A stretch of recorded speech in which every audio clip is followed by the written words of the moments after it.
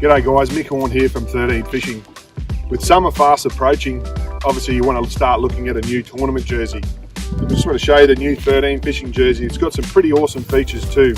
We've added the thumb holes in the sleeve, which is obviously going to help in protecting the back of your hands. We've also put in the buff with the built-in holes for obviously extra breathing and stopping your sunnies from fogging up. And obviously also if you forget your hat when you get to the ramp, we've also added the hood, which is obviously going to stop you from getting burn on the back of your neck and your ears. So if you guys are looking for a new tournament jersey, make sure you check out the 13 Fishing jersey.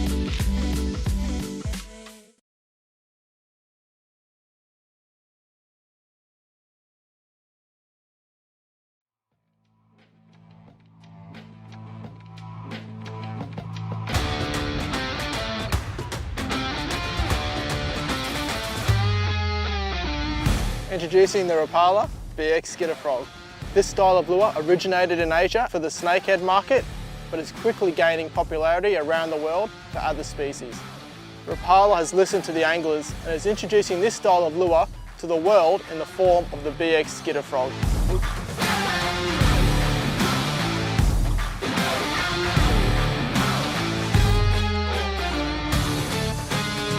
The BX Skitter frog features a strong balsa body coated with a copolymer shell to make it one heavy-duty frog. With a wire-through construction and fitted with extra strong VMC double upturned hooks, this lure has been built to withstand the damage caused by any larger predator. Finished off in typical Rapala style, the BX Skitter frog comes in a wide range of fish-catching colours and all feature a rubber silicone stabilising skirt for maximum action in the water.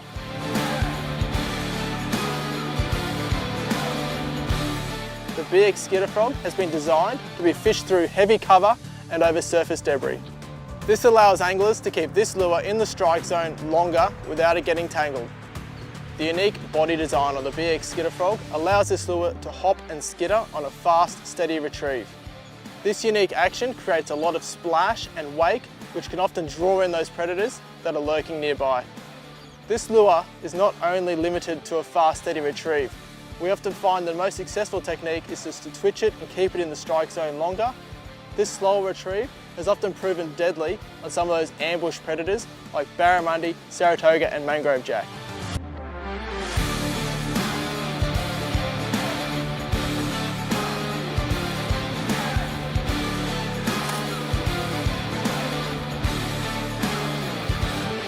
Whether it's heavy cover or sharp teeth, nothing phases the BX Skitter frog, as this is one tough frog.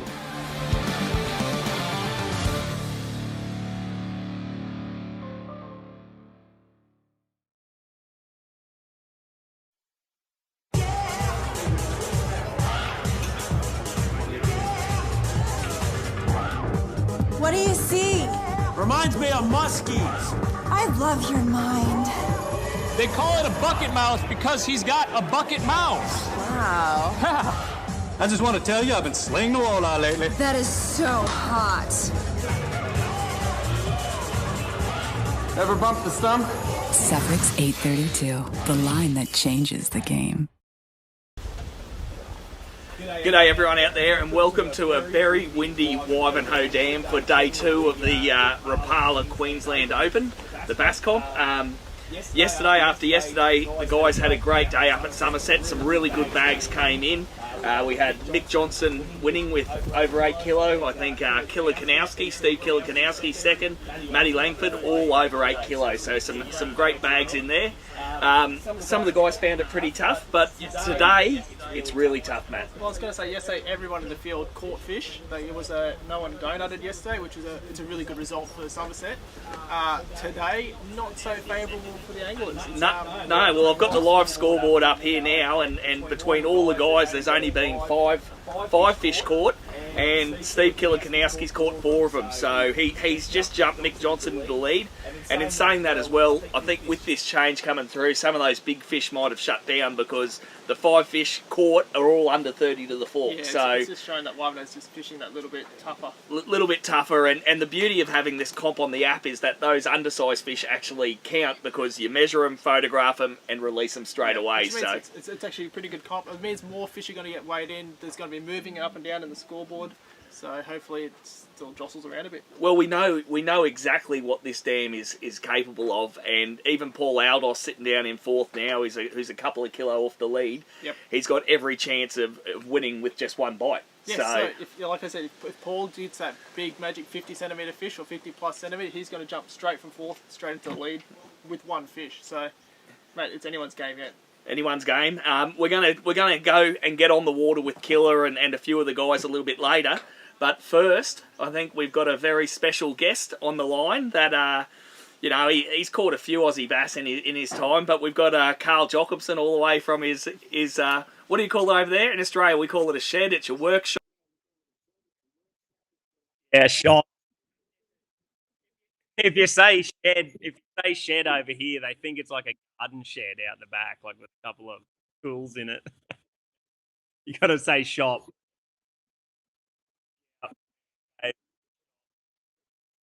Yeah.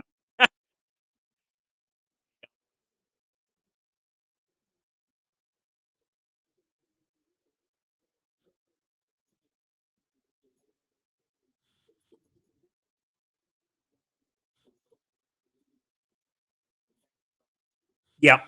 Yep. No, 100%. So last year, with everything that happened, our season, I fished my last tournament in December. And then we cranked back up by the end of January. So didn't have a ton of time to like get a whole new boat prepped and get ready to go. So this is kind of nice, finishing a little bit early, having a little bit more time to settle in. This is only our second year having a home base here in Tennessee. And just looking forward to sort of really getting everything prepped going into 2022. So it's all good. Carl,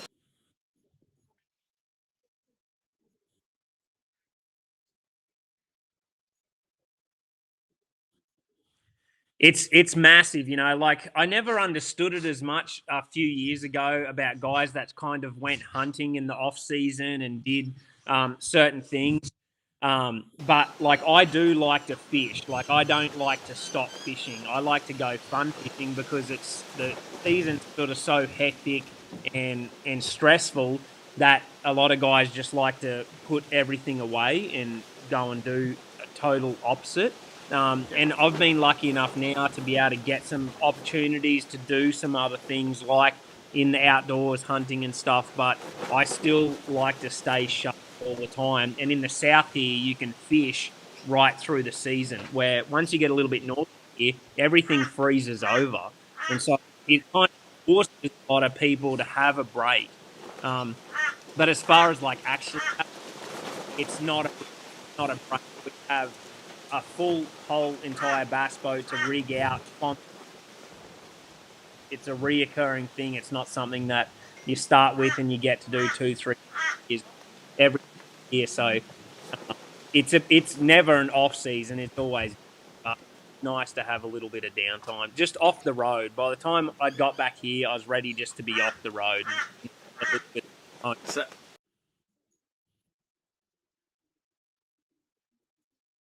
when we lived in Texas, we used to do nearly 60,000 miles in a season. And now that we moved to Tennessee, we almost halved that. So we do like 35 to 40,000 miles. So my truck's we got the truck, it's got like 70,000 miles on it. And we got it at the start of 2020.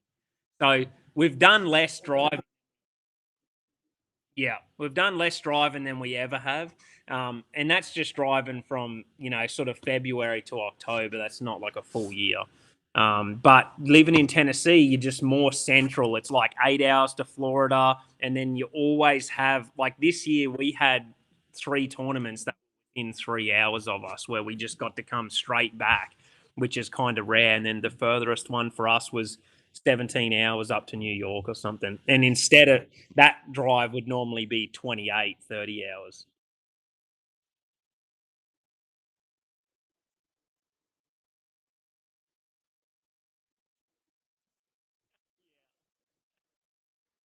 Yeah, thanks, mate. It's exciting. It's going to be a life changer, but we're Kayla's doing really well. She's looking amazing, and it's time's going too quick because it's coming fast. So due in start of February, so it's going to happen fast. First tournament starts like about a week and a half, 2 weeks after that. So not a lot of downtime. Yeah, mainly the camper first. Got to shop with the camper and then go from there.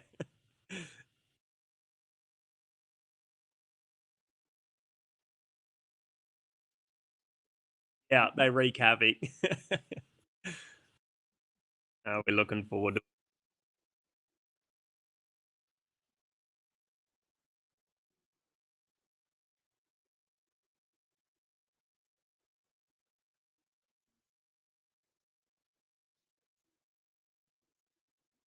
It's super important, that's why, I've learnt lessons a lot over my career, but if you look at majority of my sponsors, I've had them for a very long time, and I've learnt big lessons off guys that have gone different electronic companies. Like, I've stuck through the good times and the bad. All different companies have those, but if you stick with it, you end up coming out the other side on a very good side. Um, so for me, I don't make any decisions off um, finances. I make decisions off the things that I would want to use and that are going to help me during uh, actually competing, because people see that and it shows when I actually compete, when I get out there. If I'm actually using it, that's the stuff I want to use. It comes across and it makes it easy for me to actually be able to compete. But for Humminbird, I waited through the storm, and then they got live this year, and it was just a massive deal straight away for me. So this year has been incredible with baits, like with Rapala. I had been with a couple different bait companies that were just solid. That gave me a big range, and now I have the best of everything. I have Rapala for the hard baits, all the best. That's the hard baits that are best hard baits in the US, and they have the greatest range. So I'm set up with soft baits, spinner baits, down to jigs. I'm not sort of sacrificing things just because I'm like locked in. I try to stay away, use the things that I actually use on a day-to-day basis if they weren't a sponsor.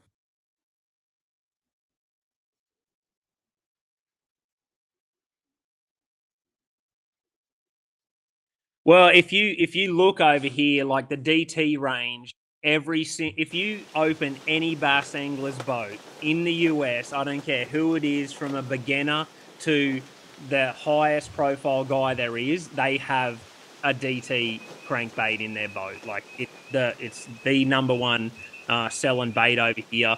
There's just something about it. Brandon put me onto it, years and years ago when he won at Bull Shoals on it, and I've been using them ever since. So that's what's really cool about Rapala supporting me is I hardly needed to order anything when I was over here. I had boxes of the stuff because I've actually. But the DT range definitely by fish catcher, and then the number one thing that they brought out this year is the DT8, which I think you guys are going to get here shortly, and I think that's going to be a really big bass catcher in Australia because it's the DT6 size that just gets you that extra 2-3 feet. Yeah.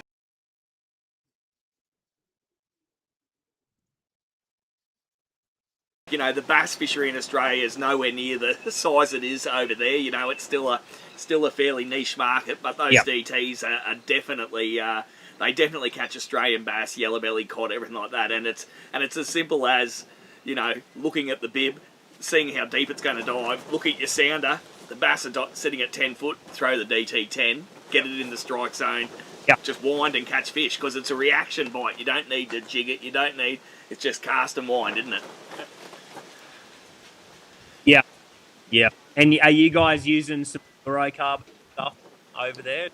starting to catch on, like fluorocarbon on the crankbait? It is for me. So I started the DT20s throwing it on 10-pound fluorocarbon, and I reckon I was getting them to about 18, 19 foot on the cast. I've gone down to 8-pound now, and I was hitting the bottom in 24 foot on the cast. So just dropping 2 pound in size on the fluorocarbon gave me an extra, 5 or 6 foot. So it's, it's after using braid for so long, it does take a little to a low. And just like what Tim was saying just then, it does give too, and using fluorocarbon to attach onto it and start using it. All the stuff on it, it covers so much ground. It's so snag resistant. I know Brandon went really well in a comp this year and throwing the Brad as well. I think it was one of the early ones when it was flooding. He was fishing shallow points and things. I think it's also a really good crossover for a river and a dam lure. So there's like guys using them on the edges in the big dams and poundments, but then there's guys in the kayak in like 3 foot wide creeks chucking BX brats catching bass. So it's a very versatile, and they crunch them. Yes. They've got something against BX brats, and when you get a BX brat hit, you know about it. It's normally a pretty good hit. So just having a quick look now, doing a scoreboard update, and there have been no more fish caught. So it's turning into a pretty tough day for the guys. I think we are going to try and get on to Steve Killer Kanowski. So he's probably one of the only guys fishing this event now, I think, that was fishing ABT when you were around, Carl. Still. So old Killer used to go good in the old days with the fly rod, but he's mastered a lot of the techniques now. I don't think he's fly fishing today. I think that'd be unless he's just throwing it in the air and letting the wind take it. That used to be my favourite thing, if fly fishing, at least 5 knots of breeze, so I could just drop it over the side of the boat and strip it out as the boat drifts backwards. Sweet. Are we trying Killer? Yep. So all good. So yes, we're going to cross over to Killer now on the water and see how he's going, see what he's catching his fish on. I know he's been sending photos in, so he's definitely catching fish. Let's find out what he's doing. We've lost Carl for a minute. Yep.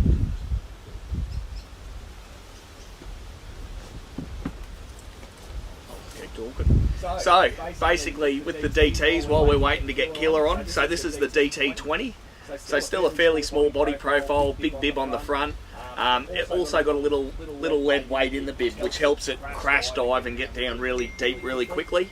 The models that we currently bring into Australia are the DT20, the DT16 and the DT10.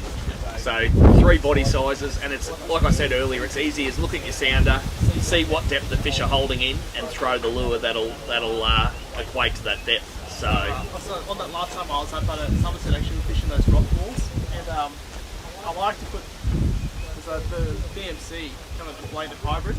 I find that was getting hits just by putting a little bit of flash on the back of it, just with a little bit of tight lift. Yep. So then a lot of, I think Richie's putting it on the front hook too. So just that little bit of flash on the DT seems to get the hits. Very good. We're back. Back with Carl. We're back with Carl. We're back. Don't worry, mate. We filled in a good DT. Talk about the DTs. So is there anything, I want to say, just from our Australian guys, is there anything you're missing over here, Carl, that you can't get over there? Yeah, I talk to Maddie, a lot, and my cousin Chris, and quite a few guys, just because, Australia stays on top. America has caught up a lot on just different techniques, like from Japan and stuff like that. But I'm constantly talking to them boys, just seeing. I always just like knowing, what's the next thing that's coming, what's everyone. That's what I wanted to ask Maddie or some of the boys. Is like, I wonder what the difference is between when I left and sort of now, like how the lakes have changed and sort of what's the main difference between when I left and now. That's what I was going to ask you guys, what you thought. How do you think you'd go out there today, mate? I'd give him a run. Kill it. Well, going on that, Carl, I think the biggest difference, because I've fished I haven't done as many since you've left the country, but the ones I have done, the biggest difference I think is like a jig bite in spring in Australia. It's become a very, very popular way to catch it, whereas I don't think there would have almost been a bass caught on a jig in the comps the whole first 10 years of them. So that's been a big one. You know, I just think that, you know, what's old is new again as well. Like in the early days, you know, we used spoons and stuff like that. They went away for a long time, but a few years ago, you know, everyone's back on the spoons, back on the spinnerbait. So it sort of goes through cycles. And definitely I think one of the techniques that's gone well over the last couple of years is this deep diving crankbait where guys are casting them or long lining them. So, you know, jumping on the electric, letting 100 yards of line out and just covering the ground and getting those lures deeper than you can on the cast as well. So, you know, it's been exciting. Even though I haven't been fishing them all, it's been exciting watching these new techniques and that. And then, well, you know, I still try and go fishing every weekend to go out and try them myself. So. And look, mate, watching like you guys over in the States too, like some of the techniques using in the shallow waters, just for us guys, like I fish a lot of the rivers as well, and just kind of like using the techniques that you're using over there, like the jig bite in the rivers and stuff. It's just been phenomenal over here. So it's going both ways, I guess. Yeah, no, that's. Yeah, I've been excited to get home since the jig bite has been happening because I've caught a handful of Australian bass jigs and I constantly tried it because I was always looking at the American bass scene and I never got it going, but I was always too big of a jig by the look of it. You know, that was all that was available back then. Like I would get the standard jig in. And, yeah, I'd buy them and we'd get them in and all of us would get in a group and you'd throw them and you'd catch one in a big school or, you know, off a rock point or something, but then you'd never get another bite. And then all of a sudden it took off and that size was the only difference. I think the key point in for it is the smaller hook size on it. So, like with the largemouth, a lot of them are running a 4.0, 5.0, 6.0 hook, you know, really big hook, which is way too big, I think, for the Australian fish. They got a smaller mouth, they're picking up, but it's also surprising once they're honed in on that jig. Like a lot of the times, if you get hits on other techniques, they'll just go.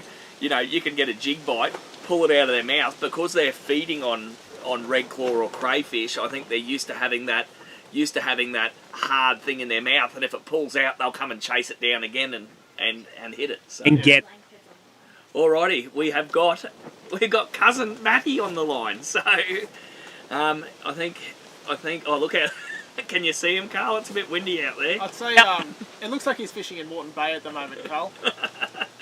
Are you there, Matty? Yeah, gotcha. Got us. We got Carl on the line from the States, mate. He's looked at the leaderboard and he's very disappointed. You're letting the bloodline down, mate. You got to pick it up. Trying to go 10 metre one. You only need one bite by the look of it. Yeah, one bite away from the lead, mate. Yeah, I've had to move. I was hoping that up near the point line would have hit the white capping out here, taken waves over the front of the boat. Parked on a bit of a flat here. Matty, by the looks of it, it looks like you've moved offshore. It's a bit windy out there, mate. Yeah, I sort of want to try and get into an area where it's quieter, but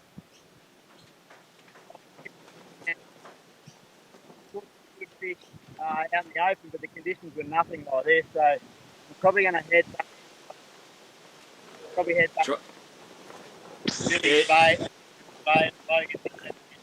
Get out of the wind.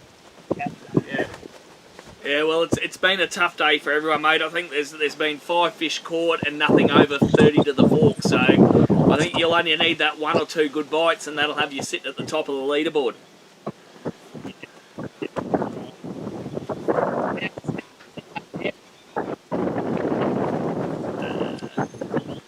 What are you doing right now? What have you figured out on Wivenhoe? What's the deal right now? What's you actually doing?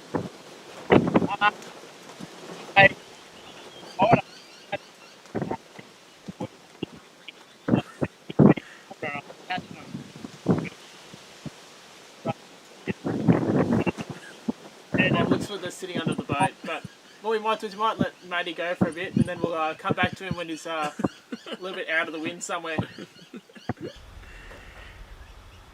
I've filled in the blanks there. He said it's really tough. I haven't had a legal bite all day, and I really want one. And he can sit. So we went out this morning. Actually, I had a chat to Matty on the water. It's really choppy lane, so we're He just, was fishing headfish under the boat. yeah, we've just cut from him, so we'll try again later. Yeah, so he's fishing right up in the buoy line, which is about as far towards the dam wall as you could go. So, like obviously in Somerset you can plane around and go wherever you want. Wivenhoe, a 6 knot speed limit with a 4-stroke or fuel-injected 2-stroke motor is the limit. So it's probably about a 40 to 45 minute run, even though it's only a few k's up at 6 knots. So yeah, it's a tough one out there for the guys today. Okay, Brody, I've just brought you in, but I need you to turn your camera horizontal. Sorry, Carl. Nice and quick. Because of the small profile, it'll stay down there in front of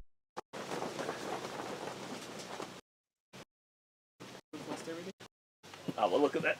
You got a wind. Went to a 30-minute bite window and come up with 350 centimetre fish in